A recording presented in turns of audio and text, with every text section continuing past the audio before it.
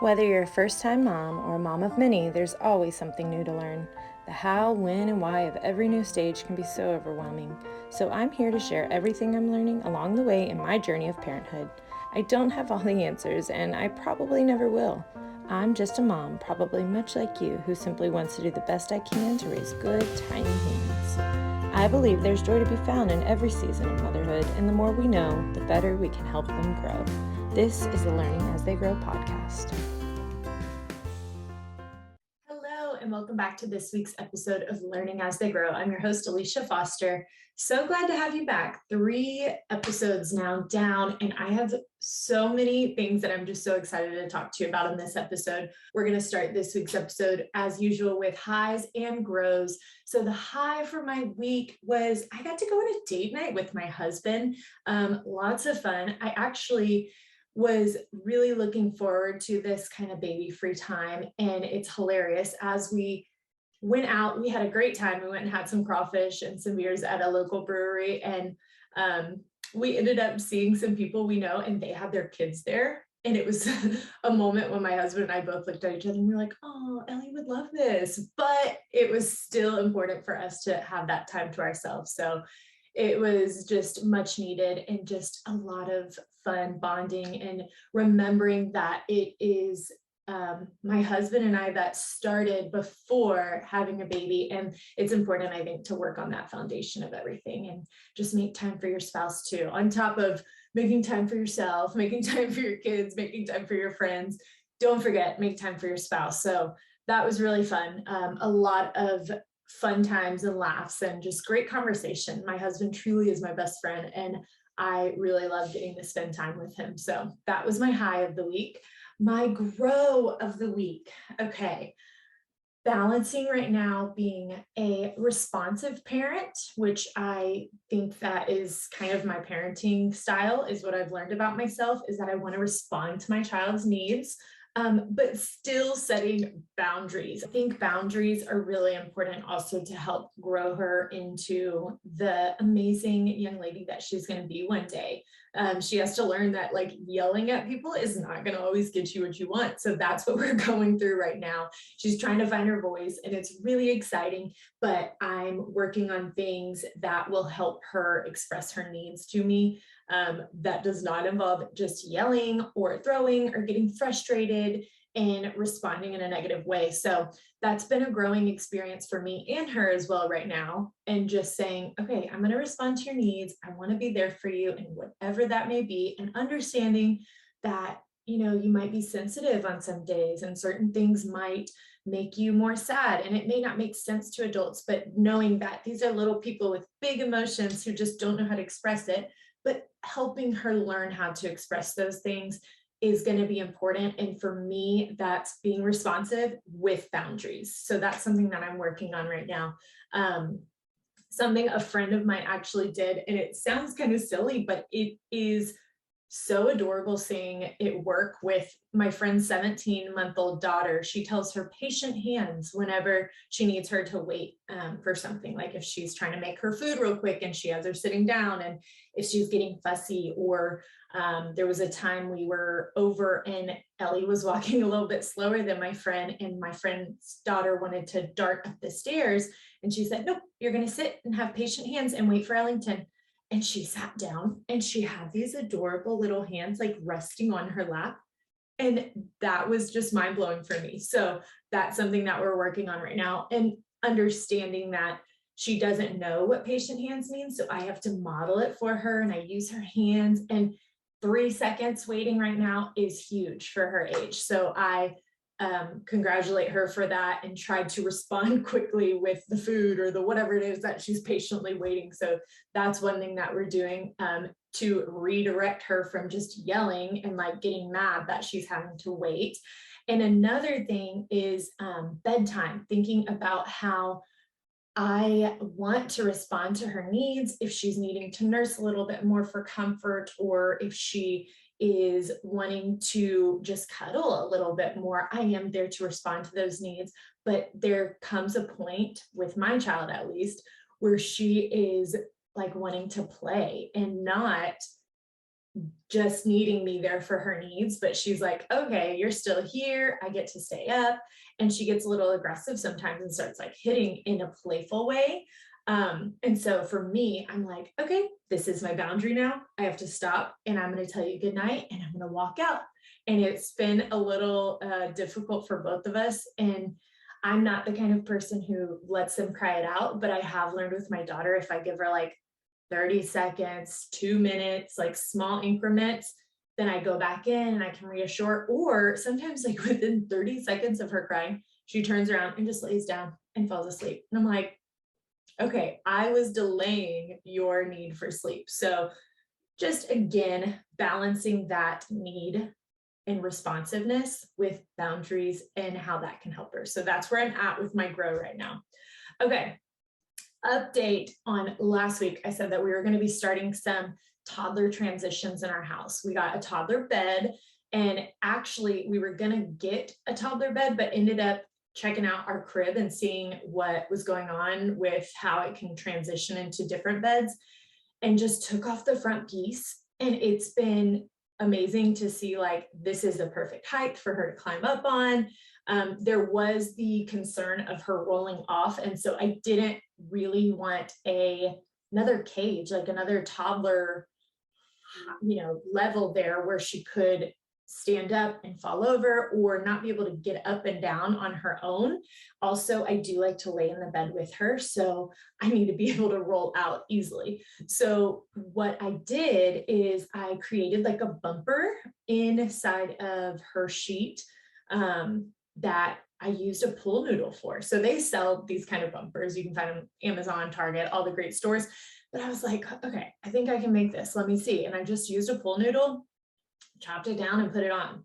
I'll make a video on my social media pages to show you how we did that, how it looks, how it works. So yeah, that's been awesome. Now that the bumper's there, we're comfortable, she doesn't fall off.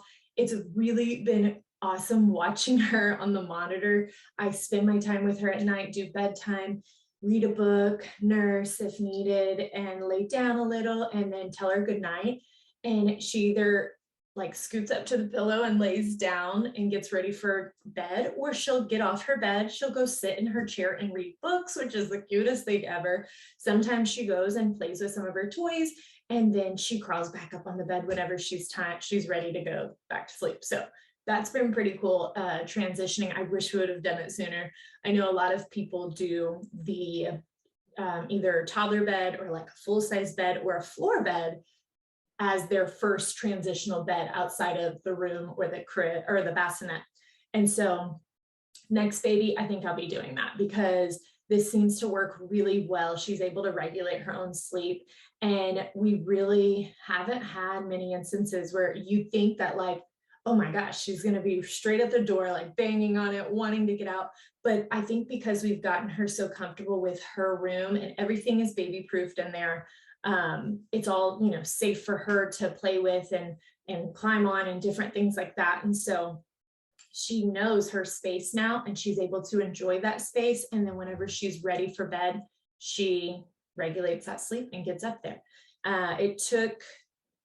It's been about a week now, and it took maybe 2 days. The very first day she fell asleep on her carpet, on her rug, and I just let her sleep there because she slept for an hour and a half and was really comfortable. But then the next day it was like she fell asleep where half of her torso was laying on the bed, and she fell asleep like that for 30 minutes. And then the next nap go around, she crawled up on the bed. And then ever since then, she knows like, okay, this is where I sleep, and crawls up, no problem. So that's been really great. And then it makes for middle of the night wakings a little bit better for us. We were able to just co-sleep with her whenever she would wake up, but it is hard for my husband who has to work like a regular 7 to 5 job. And those tosses and turns and kicks that little toddlers do now and wanting to go sideways in the bed had been a little difficult. And I just was like feeling the need that she actually was wanting her own space too. So co-sleeping worked for us for a time, but now I'm able to go in there in the middle of the night and just cuddle with her in her bed. And so that's been really great. So that's been the bed transition. The next really cool transition was the potty. We got a potty, and it's not even like I was trying to train her to go potty. I just wanted to have it there in case she was interested in it, because she had been starting to pull in her diaper. She had become aware when she went to the restroom and was like, hey, this needs to come off of me. So I just decided to follow her cues. I got us a little adorable child-sized toilet, and it has a seat that comes off, can actually go onto the big toilet. So we spent the first couple of days her just sitting on it whenever I'd go to the bathroom, or I'd put her there in the morning, and she enjoyed it. She was sitting and reading, but not really understanding the purpose of it yet. And then she decided to start grabbing this toilet seat and putting it on the big toilet seat on her own. And like something in her mind was connecting, like, that's where you sit. I'm sitting there. I'm not sitting on this little baby seat. So we started putting her up on the big toilet with the little toddler seat under. And she has had 2 poops and a pee already. And it was just really cool that she was able to be comfortable enough. I sit on the floor with her. I give her about 5 minutes and I'd read a book. I got 2 books from the library that talk about potty, and there's a toilet in there, and that's been making her really excited. She's pointing to the toilet and she's laughing, and she's like pointing to our toilet. So that's been a lot of fun. And we were just like shocked that she had already gone. And it's, again, it's not for us. I'm not yet feeling like I want to like train or force her to do it. I know there's some great methods out there. I talked with a lot of people and looked into some stuff. And there's some great things like staying home for 3 days and every 15 minutes you go. And some people use rewards. And for us, I just don't think that that's needed just yet. She's only 14 months. And right now I'm just trying to follow her cues and respond to what she's needing and wanting to be interested in right now. So it's been awesome just knowing that she is still into it. It's successful. I put her on it. I started just paying attention to when she regularly goes in her diaper. And one of the biggest obvious ones for us is right after she wakes up, I'll change that morning diaper and she's going to go immediately after that. So for us, we just change that morning diaper in the bathroom, sit down on the big toilet, read our book, and that's when we've had the 3 potties happen so far. So that, and then sign language. I looked into it, and there are sign languages for, I think it's like pee, and then I forgot what poop was, but I decided to just use one signal right now. And so this is potty. And this is, if you're not watching right now, sorry, I just realized some people could be doing the audio version. So your thumb is in between your index and your middle finger. It is, I forget what letter this is in sign language. I know all of sign language. This is T. So you're making a T sign language letter, and then you kind of just shake it back and forth. So I've just been trying to use that as I'm talking to her about the potty, whenever I go, whenever she goes, and just using that sign so that she's aware and hopefully can start using it for me when she needs to go. So that's where we're at with that. It's been really exciting. And I know some people might be like, that's too early. What are you doing that already for?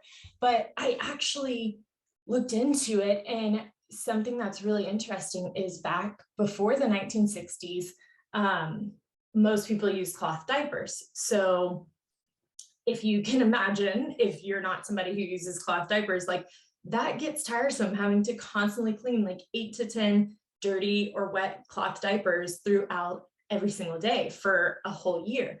And so most babies around like the 1950s time and prior were trained to use the restroom between 12 and 18 months, which sounds early nowadays, but that's only because we've adjusted to having diapers that, you know, you buy at the store, and people have felt that that's been fine and have kind of pushed potty training back.